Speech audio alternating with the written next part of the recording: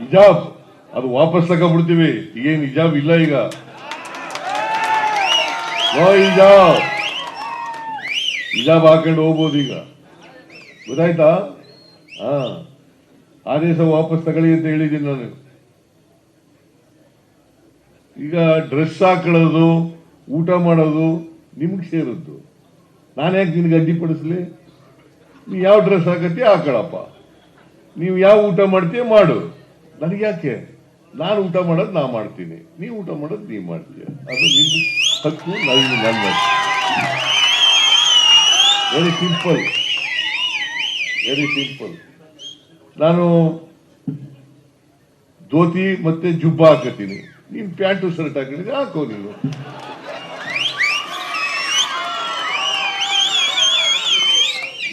ಅಲ್ವಾ? ತಪ್ಪೇನಿದೆ ಇದರಲ್ಲಿ?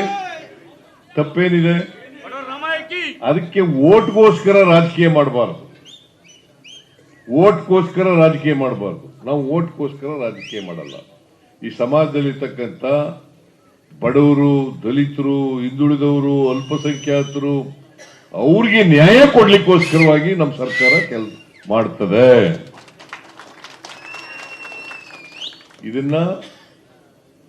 ಇದರಿಂದ ವಿಚಲಿತರಾಗ ಪ್ರಶ್ನೆನೇ ಇಲ್ಲ, ಇದರಲ್ಲಿ ರಾಜಿ ಮಾಡ್ಕೊಳ್ಳೋ ಪ್ರಶ್ನೆನೇ ಇಲ್ಲ.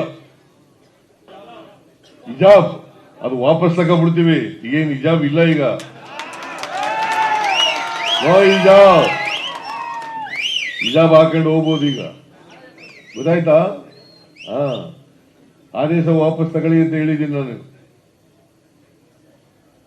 ಈಗ ಡ್ರೆಸ್ ಹಾಕೊಳ್ಳೋದು, ಊಟ ಮಾಡೋದು ನಿಮ್ಗೆ ಸೇರಿದ್ದು. ನಾನು ಯಾಕೆ ನಿನ್ಗೆ ಅಡ್ಡಿಪಡಿಸ್ಲಿ?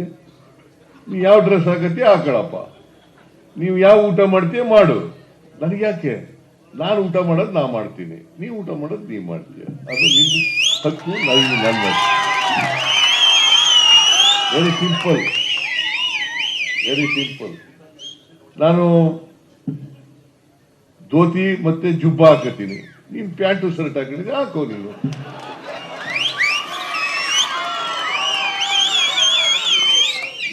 ಅಲ್ವಾ? ತಪ್ಪೇನಿದೆ ಇದರಲ್ಲಿ? ತಪ್ಪೇನಿದೆ? ಅದಕ್ಕೆ ಓಟ್ಗೋಸ್ಕರ ರಾಜಕೀಯ ಮಾಡಬಾರ್ದು, ಓಟ್ಗೋಸ್ಕರ ರಾಜಕೀಯ ಮಾಡಬಾರ್ದು. ನಾವು ಓಟ್ಗೋಸ್ಕರ ರಾಜಕೀಯ ಮಾಡಲ್ಲ. ಈ ಸಮಾಜದಲ್ಲಿರ್ತಕ್ಕಂಥ ಬಡವರು, ದಲಿತರು, ಹಿಂದುಳಿದವರು, ಅಲ್ಪಸಂಖ್ಯಾತರು ಅವ್ರಿಗೆ ನ್ಯಾಯ ಕೊಡ್ಲಿಕ್ಕೋಸ್ಕರವಾಗಿ ನಮ್ಮ ಸರ್ಕಾರ ಕೆಲಸ ಮಾಡ್ತದೆ.